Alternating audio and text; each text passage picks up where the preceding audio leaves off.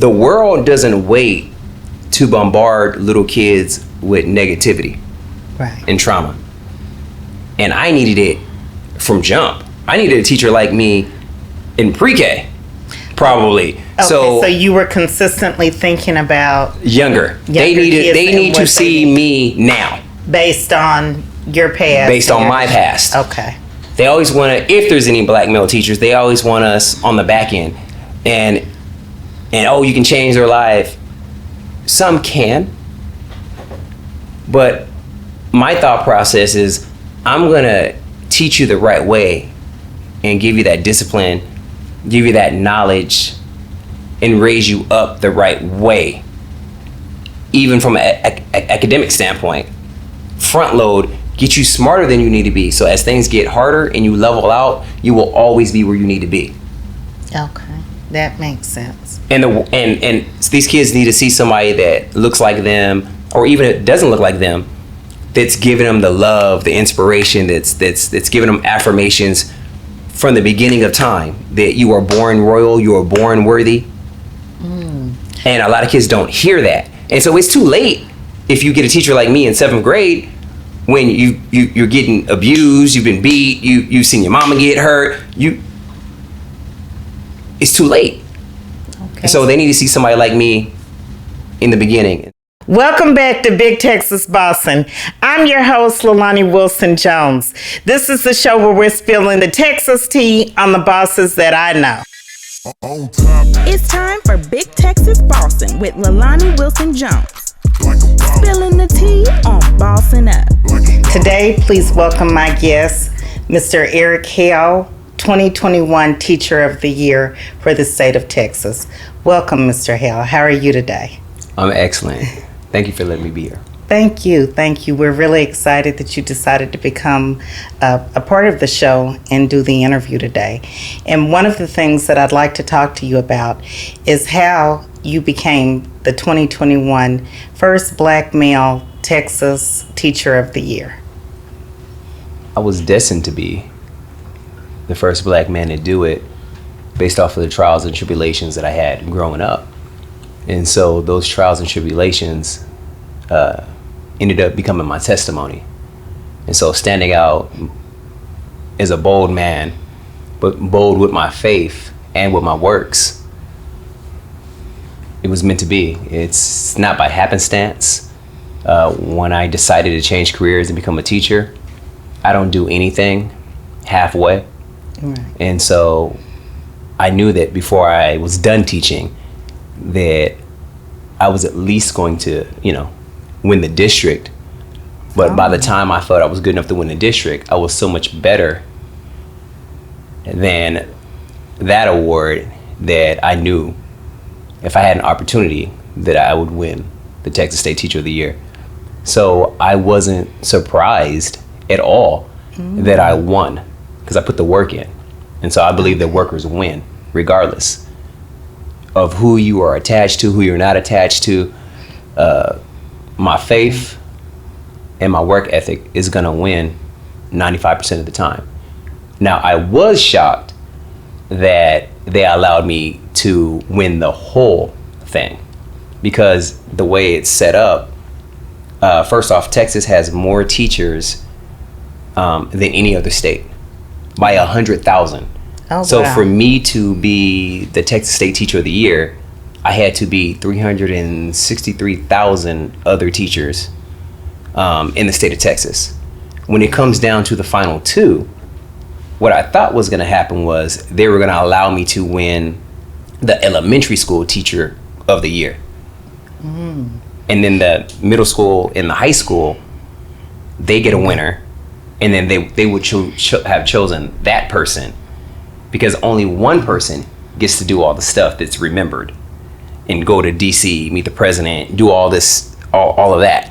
Right. The person who wins their category, I mean, it's cool, it's an accomplishment, but nobody remembers that person. Right. And so that just shows you God.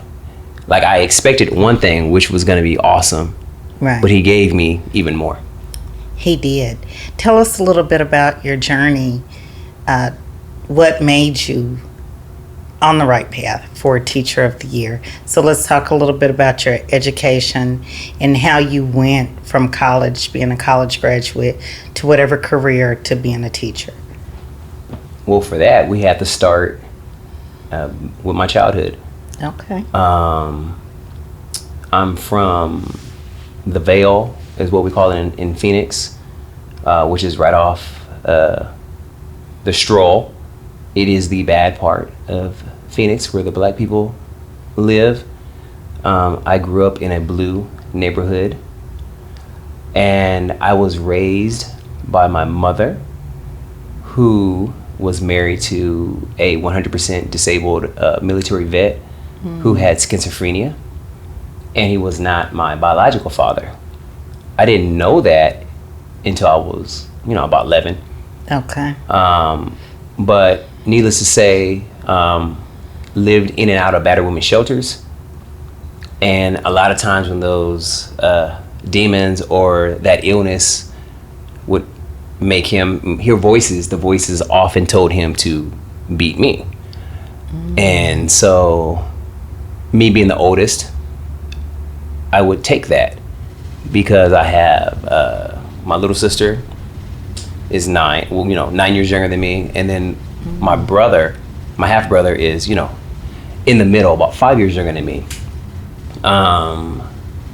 That shaped who I was and how I look at education, because I went to a school that was a failing school, and we're talking about generational poverty, but not just poverty from a resources standpoint, but from a soul standpoint, from a educational standpoint, where the expectation for the kids that looked like me, it wasn't high at all. And so when I think of my childhood and how it affects how I teach right now, like, I needed more. I needed help. And everybody in the school knew that I lived with the neighborhood crazy, because he would come up to the school and he would be talking to himself, and he would just walk the perimeter around the whole school all day long, like screaming my name or talking to himself. And the cops would come, and it was just like, oh, then I'd have to go sit with the cops, and then we would go to a battered women's shelter. But I would literally hear teachers talk about me in the lounge and say, well, man, if he, his mother, the stress of dealing with that, it eventually led my mother to have a nervous breakdown, which led to crack cocaine. So I've heard them talk about me and be like, man, he's got a lot of talent, but he's not going to make it because he ain't got no help in environment. And so that shapes the way I think about the whole child, and I go hard because I was a child that needed more, and nobody gave it to me, and they knew I needed it, and nobody advocated for me, nobody fought for me, nobody gave me any extra. I've been homeless in high school, that I would sleep on the slide at the same elementary school that they didn't help me. Wow. And just learned how to survive. Right. Now, were your grandparents involved at all, or no? Well, yeah. So what happened was, eventually I was raised old school, kind of like that what happens in this house stays in this house type of thing. Right. And so eventually the crack cocaine use got so bad that she really wasn't like feeding us. Okay, so she wasn't the same person. She had kind of distanced herself from the family. And they're both in there doing it, and so I'm finding ways to make money to feed my brother and sister. And eventually I just broke down. I went his back when we got payphones. I went to the payphone and I called my grandmother and I just told her everything. Right. It was first time, and that changed my life for the positive. That must have been like on a Wednesday. By Saturday, she was down in Phoenix from Portland, Oregon. She packed up all of our stuff and she moved us back with her.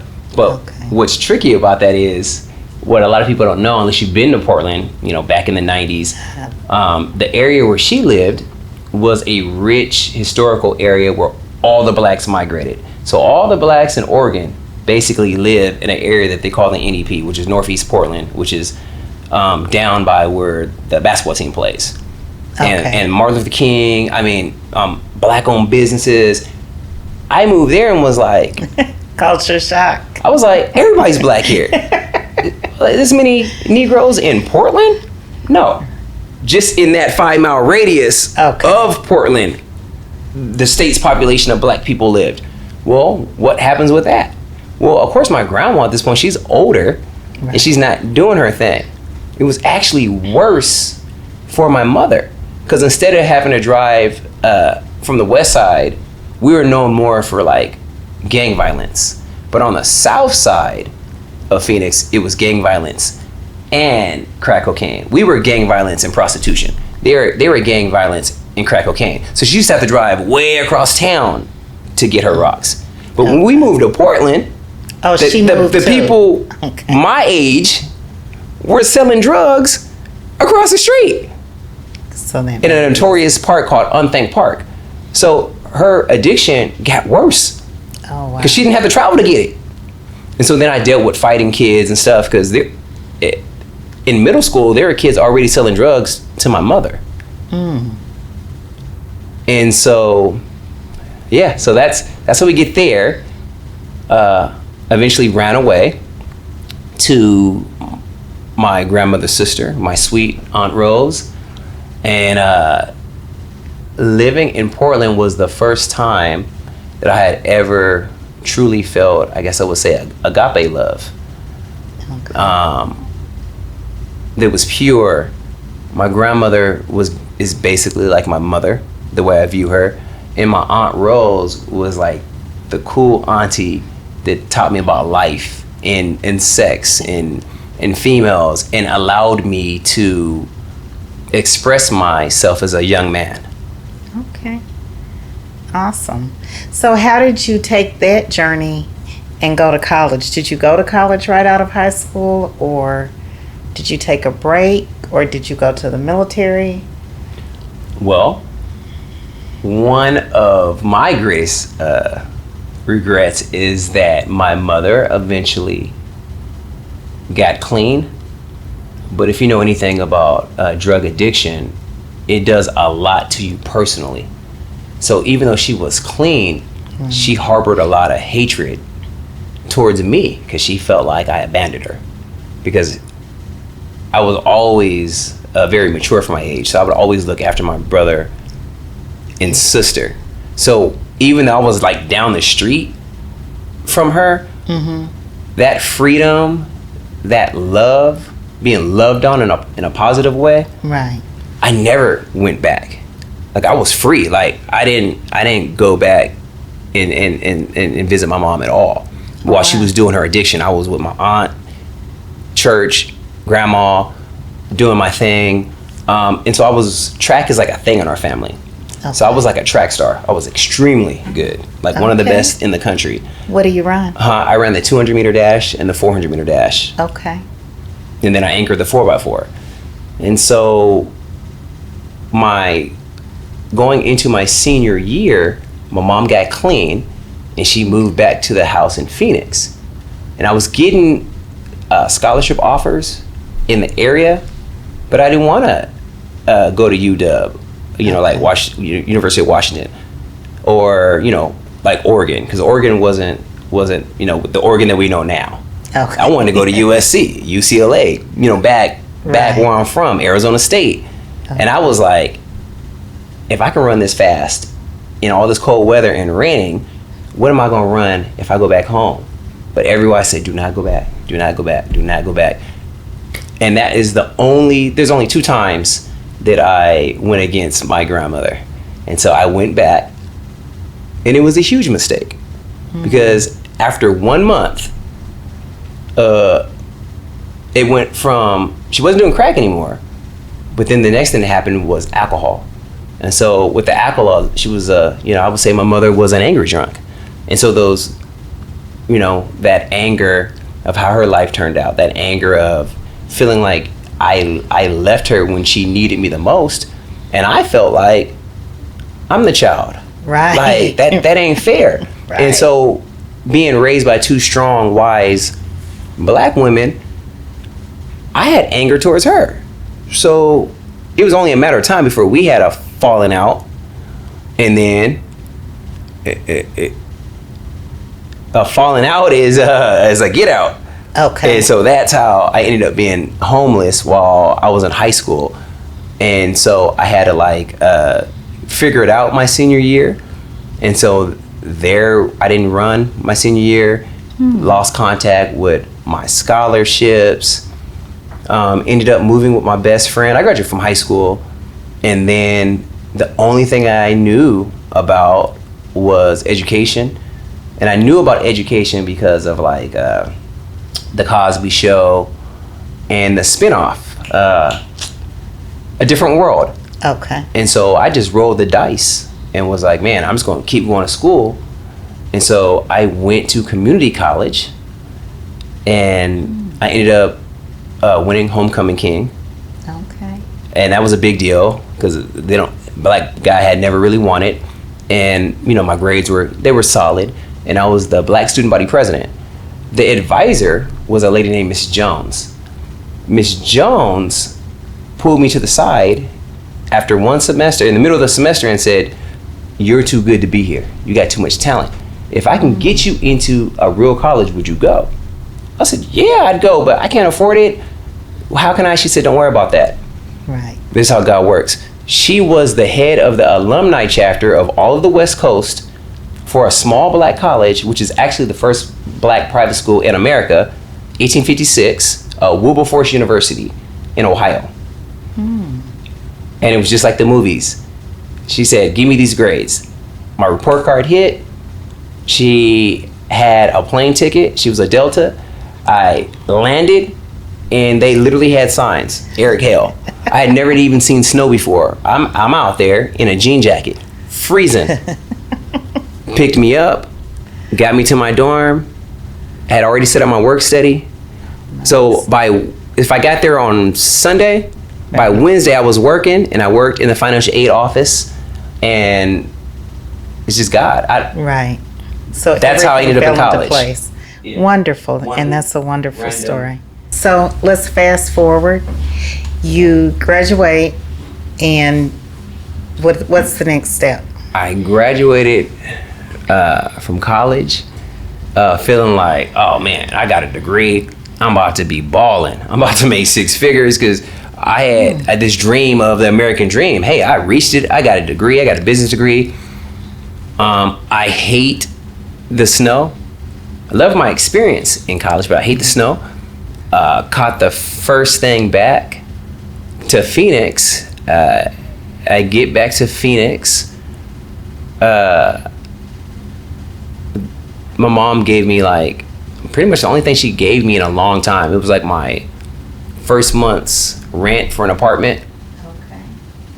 And then the bombshell is my sister, nobody told me any of this when I was in college. My sister ran away and basically got caught up into the sex trade before they had a name for it. She had my niece, Erica, at 13 and a half. The state took Erica, and I found all that out. And this is the second time that I went against my grandmother. Once I found out that she was named after me, I prayed about it, and I was like, this is God. People like me who have been through what I've been through, who still have scars on their body from abuse. Right. Who the only type of abuse that I haven't, thank God, went through was sexual. So I thought, because there was a woman who was 30 and took my virginity. I was 16. But as a man, you're trained not to view it that way. But now, with the wisdom I have now, no, that's right.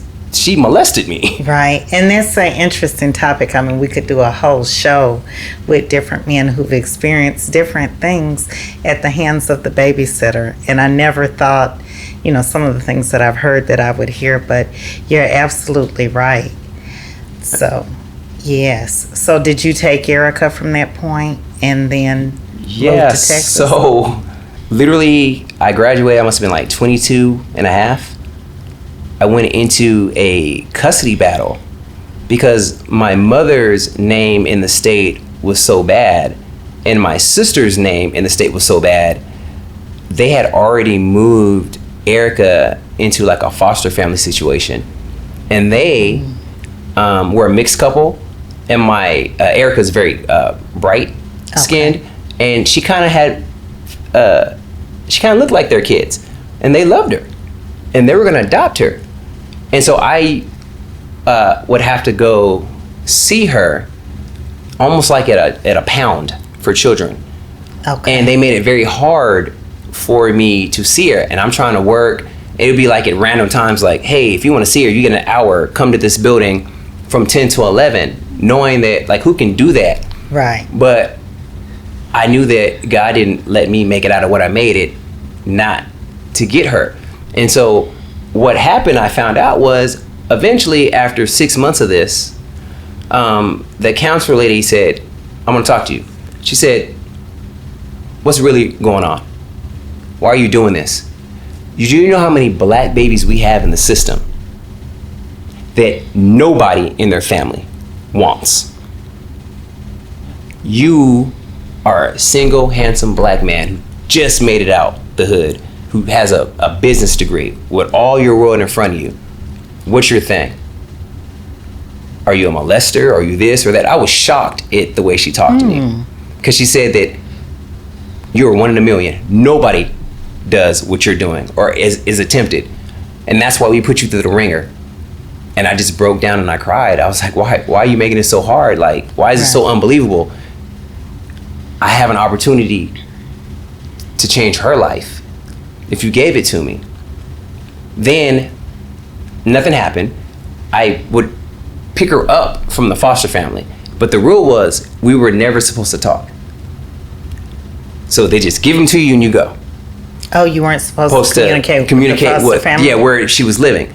So, you know, as things progress, I started getting on the weekend, and then instead of being like the little CPS office, it was with the foster family. So finally we had a talk, and I just spilled the beans of what was going on, and I've been trying to fight for them, and they were shocked because CPS was telling them that she didn't have anybody that could take her, and they didn't know that I was fighting for her. So once they found that out, they said, no, we're not going to adopt her. And within a week, they dropped my daughter off at my apartment like a sack of potatoes. They gave me a little thing and said, here, you got 2 years free daycare. Here's some of her toys. And at 2.5, that's when I became a single father. Okay. Beautiful story. Beautiful. And I'm glad that you were successful. How did you and Erica end up in Texas? Because I could only afford to live on the outskirts of the hood. So instead of like being in the area where like I could catch a stray, I could just hear them. So if this was the hood, my apartment's here, and it was God. And I did my research. I was like, where's the best place for a young black man where there's middle-class black people? It came down to Atlanta, some cities in North Carolina, Houston, and Dallas. I chose Dallas because it was closer to the West Coast, because all my family is from Phoenix, Vegas, LA, Oakland, like all West Coast blacks. All West Coast. And so I felt like, from a geographical standpoint, because Dallas was closer, that it would feel like more like home. Okay. Texas is its own. I could have just went to Houston. And that's how I ended up here. Okay. So you all got in the car and just rode packed up. I had paid my first month's rent. I was in, they changed the name, but I was in Park Ridge Place Apartments, which is in Los Colinas, right off of MacArthur Boulevard by the Krogers and TJ Maxx and all that right there. And those apartments are right across the street from this real fancy area, golf course, Hackberry Creek. Right. And that's where I moved. Okay, wonderful. When did you start teaching? So that was 2008 when I moved here. I believe 2011. Okay. I was using my business degree. I was good at my job, but it was just a job. I hated it. I hated what I was doing. And I said, if I'm gonna be a good father, I want my daughter to look at me and have something that had like one title. So it was like policeman, fireman, teacher. Something like that. And then teachers, they had their summers off, and it was just like something where I was like, you know what, I want to just do something, do it forever. It's respectable. And then I went and got my alternative certification, and that's how I became a teacher. Altruist Home Healthcare is one of the top accredited home healthcare agencies servicing North and East Texas. With over 25 years of caring for Texas families, Altruist network of staff has become the preferred provider of physical and occupational therapy, wound, post-surgery, and primary care within the comfort of your home. Altruist Home Healthcare works in conjunction with you, your loved ones, and your primary care physician to provide stellar care with honor and integrity. For more information on our services, visit our website www.altruisthhc.com or call us at 214-328-8600. Now back to the show. What made you decide elementary school students? Because the world doesn't wait to bombard little kids with negativity and trauma.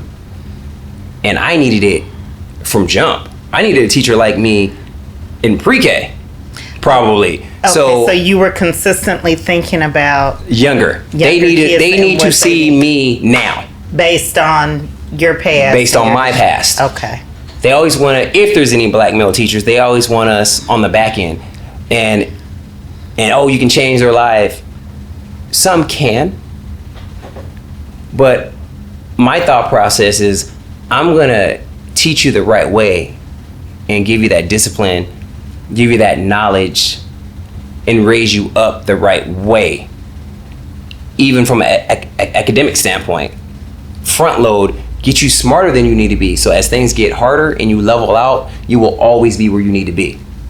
Okay, that makes sense. And these kids need to see somebody that looks like them, or even if it doesn't look like them, that's giving them the love, the inspiration, that's giving them affirmations from the beginning of time that you are born royal, you are born worthy. And a lot of kids don't hear that, and so it's too late if you get a teacher like me in 7th grade when you're getting abused, you've been beat, you've seen your mama get hurt. It's too late. Okay. So they need to see somebody like me in the beginning, and so that's just my niche. That's how I view it. Okay, so what was your first day of teaching like? And did you land at the elementary that you're at now, or? No, God is funny.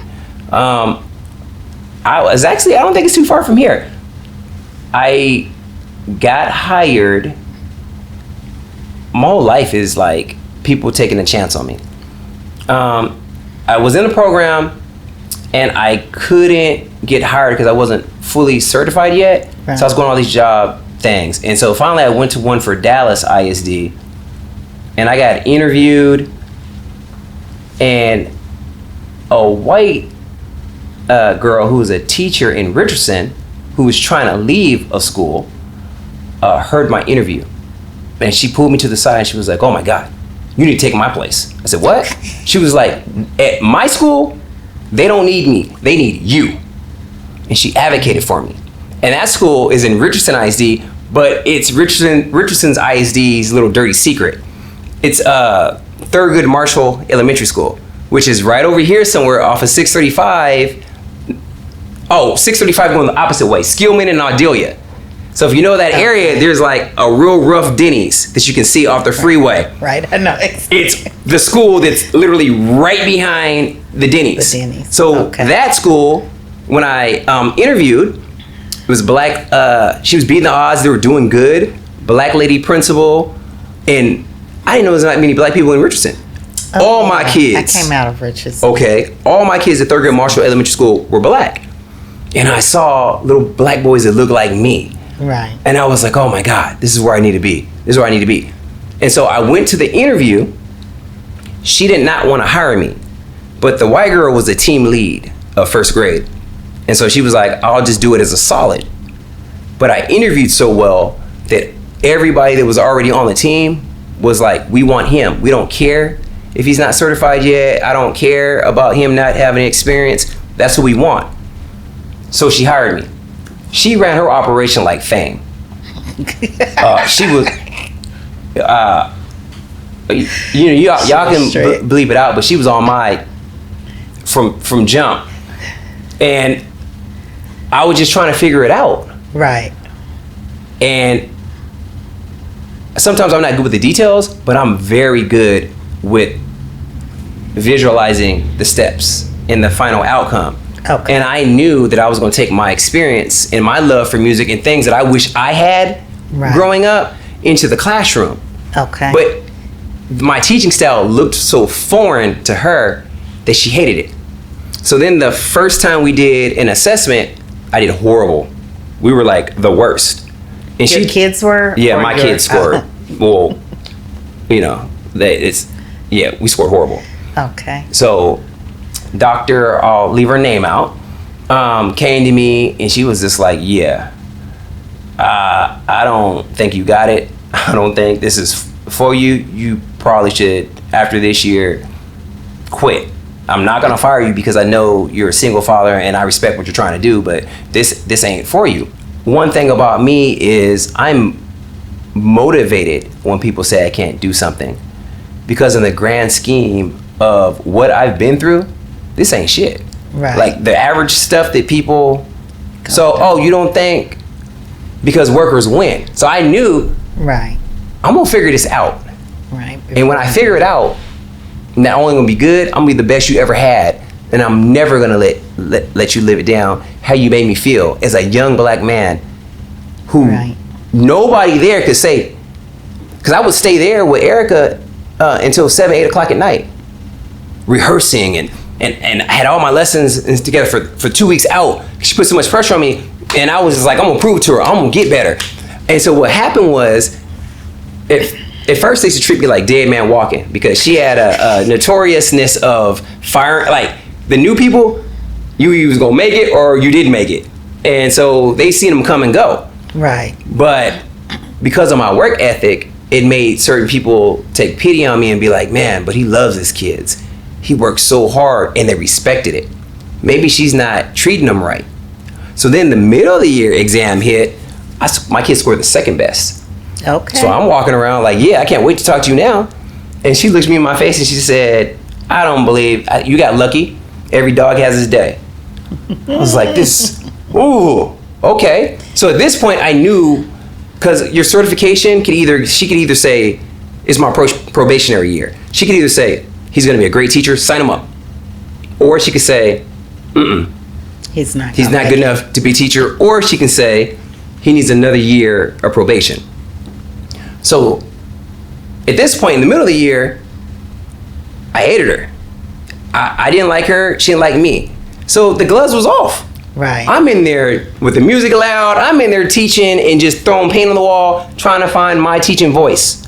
Okay. The end of the year, my kids scored, we were 98% passing, so one kid didn't pass out of my 24, and we were the best.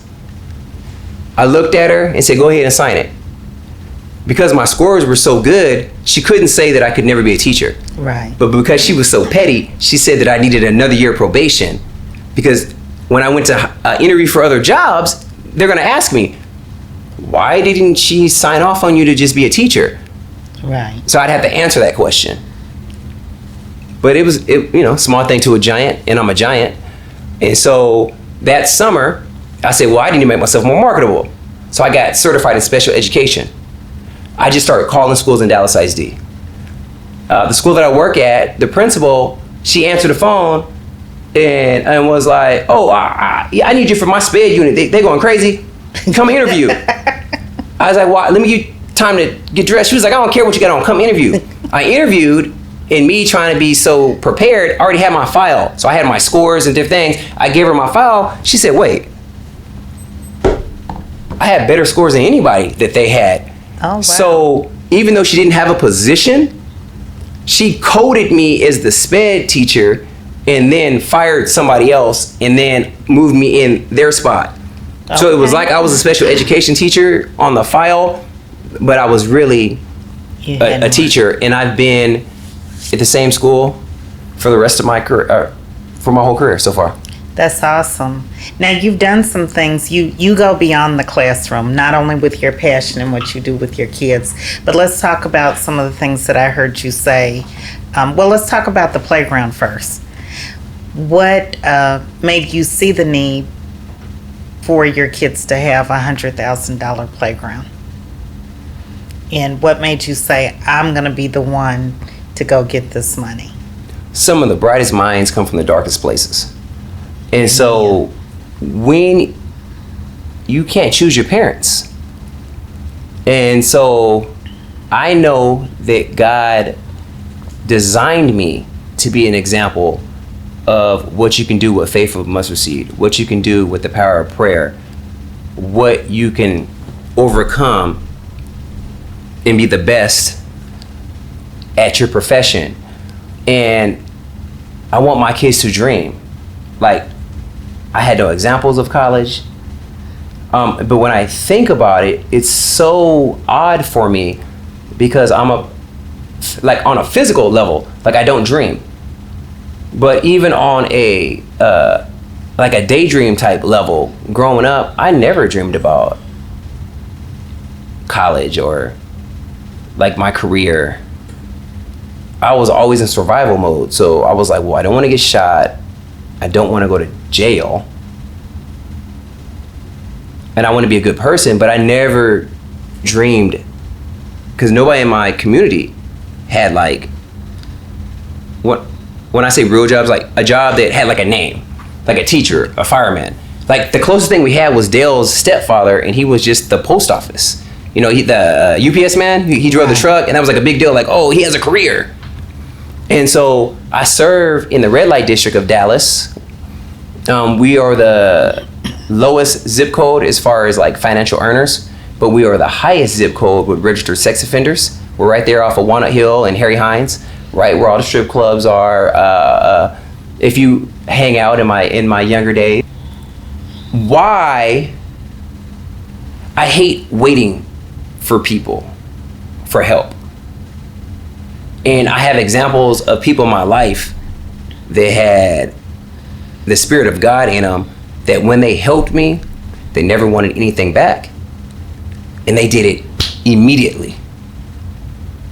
Not mouth.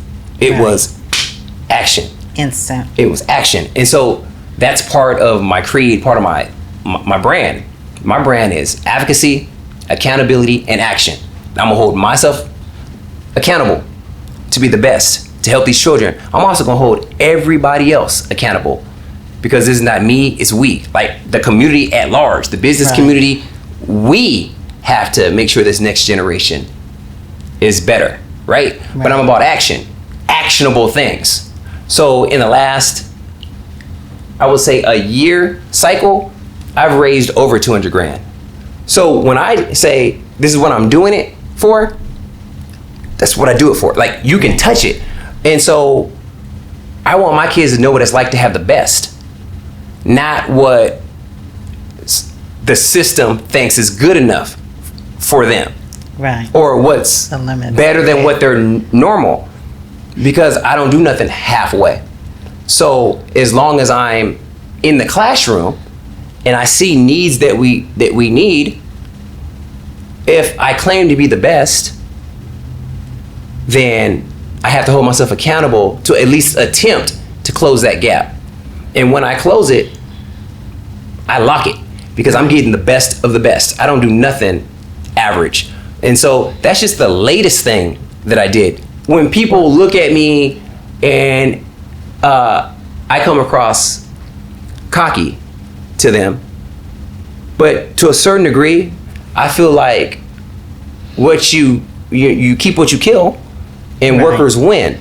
If you don't like that I'm winning all the time, based on my service to the community, then beat me, then outserve me. Right. Make more impact than me. Let's talk about you, because I do have a passion for kids. I have daycares. I feed kids. I feed families. I do that as well. But let's talk about you feeding the kids and how that, because I was impressed that you feed a third of the school for I did. Last 2 weeks. Right. Yeah. And what's the plan this year? How are we looking?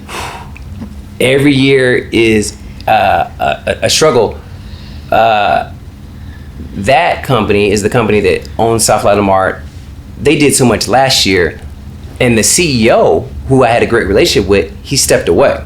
Oh. But the people in place were the people that he hired, so they're still working with us. So we're trying to get that together, but that was like $11,000 to make that happen. So I will still feed my kids, and I do that on my own money.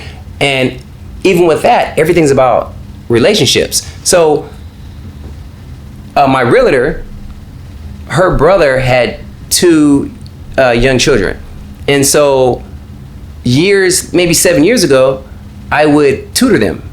Out of the kindness of my heart, I would tutor them, and he was working his way up, and then God brought it back around. So now he's the store owner of like Sam's Club. He's like the head person. Nice. And so every year he was like, "Oh, I got you." So all of the food that I give my kids, which is very thought out. So it's 14 days. I want my kids to eat 3 meals. So I'm getting everything in bulk. None of this is used food. This is I go and I pick it out. Oh, wow. So it's like Pop-Top. Because I'm thinking, okay, what happens if they don't got a stove? What happens if the stove goes out? It needs to be something that they can pop it open. If they're staying at home by themselves, put it in the microwave, we can eat. So it's green, and I try to do it healthy. So it's healthy as I can. So it's green beans, it's ravioli. They got their instant oatmeal. They got their snacks. They got their granola bars. They got their fruit cups. I try to think about like what's something that I can give them that they can have that's going to be like their dessert. And so it usually ends up to be about like almost like $300 per box. Nice. Per child. And so last year they were like, "Man, we love that. We want to do it." So then I was like, knowing the Hispanic community that I work in, they have a lot of children. Right. So I knew if I could get them to do a whole grade level, that's easily 40% of the school, because there's so many, and they might have 4 or 5 kids in the same house. Right. So even though it wasn't specifically for their older brother, but it's plenty of food. Right. So these are like the big things where it's like 52, 44, like that level. So when I say like 10 boxes, might be like 1,000 items. And so they did the whole grade level. And I was out there, handing it out. I had everybody's roster, and they came, and the company was out there, and they came and they picked up their food, and that kept them fed for the whole Christmas break. Wow. And so that was last year, but I've been doing food and doing stuff. None of this is new. I was doing this before any exposure. So what's next? Is there another thing on the horizon? Are we leveling up even more, or? We're trying. We have basketball courts that are really messed up, and basketball is just not a thing in the Hispanic community. Right. So I want to get like, I think it's called like 5-on-5. It's basically like they create a little like indoor soccer facility, but on the top it's like a chain net, and you can like lock it, and it's like AstroTurf. Okay. And you can put it anywhere. So I want to take out the basketball goals, and the size of it matches the dimensions of that, and they come and they build it. And so when the day's over, the custodian can come in and he can literally like lock it up. Okay. Lock it up. So, and even though it's open on the top, like it's like chained. So it's like they can't get in. Gotcha. So how much is that you're raising? I'm gonna try to, because the district already told me they'll match me if I can do it. Another 50. Okay. And try to raise another 50. The district will match it, and then we'll get that going. And then after that, I think I'll be done, because last year I also $42,000. I got a state-of-the-art computer lab. So I did the computer lab as well. And because I did the computer lab, it raised our school's scores higher. Oh, wonderful. Because we were using the little Chromebooks for the MAPS test. And the Wi-Fi was so bad that they would take a test and the Wi-Fi would drop. Then we gotta re-enter them in the system. But these are 6, 7, 8, 9, 10-year-olds. Like eventually, Like, they tuned out. So the scores weren't that good. So I said, oh, never again. So I also did that last year. So now we have probably the best computer lab. I know for a fact we got the best computers. Did you all do anything about the Wi-Fi? No, but the computers I got are so powerful that kind of like the Wi-Fi's in them that it's seamless and it's touchscreen and it's big, it's beautiful. Nice. Once again, I don't do nothing average. So I researched with help from the computer guy, and he was like, you got way more power than you would need for what's gonna be on there. But I wanted to push out the technology and get the best technology I could for the money that it needed to cost per computer. Right. Well, that is awesome. Is there anything else you'd like the viewers to know about you? Don't let a couple of bad chapters in your life stop you from writing the most beautiful novel that the world's ever seen. I am somebody that had an extremely bad opening chapters of my life, and God bless me in the middle and going forward has been beautiful. It is not where you start, it's where you finish. Amen. Workers win. Keep pushing. It takes faith of a mustard seed, and there's power in prayer because you are looking at it. If you don't get nothing out of this, pray. Everything that you need, God has already put inside of you. And if he hasn't put it inside of you for you to be successful, he's put it inside of the person sitting next to you that's your friend. So you got everything that you need. You're worthy. You were born royal. And that's it, I guess. Thank you. Okay, so the question that I have, I'm a huge fan of Abbott Elementary. Do you watch? Oh my God, yeah. Okay, so I you love remind it. me of Mr. Eddie, and so I read a few things about you, and you say we need to get more black male teachers. You need to send black men that look like me out to do the recruiting. I've talked to a lot of young men that were interested in being educators, but to be honest with you, a lot of the black men that they highlight in our profession, I would say the general population of black men who are thinking about taking that leap, they don't share the same experience. They're very mousy men. They're very, I would say, we'll just say they come across a little bit not as masculine, not as bold as I am. And this is things that those other young men have told me. I don't see anybody like me, or they view them like the black men I do see that teach. They kind of seem like Uncle Toms, and when they get to meet me and they research me and they see my TED Talks and I'm DJing in the classroom and they're like, you can do all of that in education? Yeah, you can, and you don't have to come from a lily white upbringing. And you don't have to go to school for education. I'm changing all those norms. And so having different types of black men that are in education go do the recruiting will bring some in. My nephew is a teacher. He's an elementary school teacher. He ended up special education, and he's certainly not as bold as you, I would agree. To that fact. But one of the things that he's encountered in the teaching is just the whole process, and I guess the principles that you all deal with, and just the things that you run up against. And he wasn't prepared. He had taught in the Fort Worth ISD, and he just wasn't prepared for the hood school, so to speak, and the things that came, the dynamics that came with those students. Now he's teaching, I don't know if it's Arlington or Dallas, but it is an elementary school, but they have him in special ed.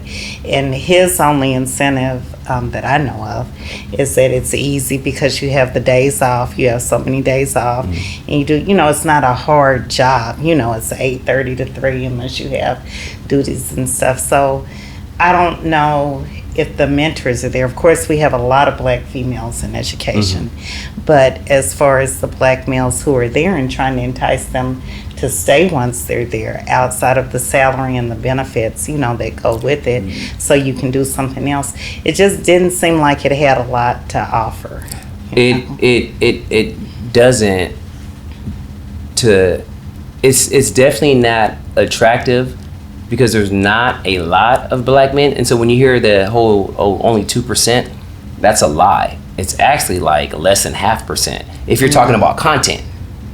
Now, there's a lot of black men in education if they're the social studies teacher, but they're only doing that because they're the head football coach, or they're the PE teacher. No, he's just, I'm not gonna say just a special ed, but he's special ed. That's what they assigned him to. He has a college degree. He did go on to get his teaching certificate. He's a businessman outside of that, and so it's a convenient job, I would say. He's got to find his why.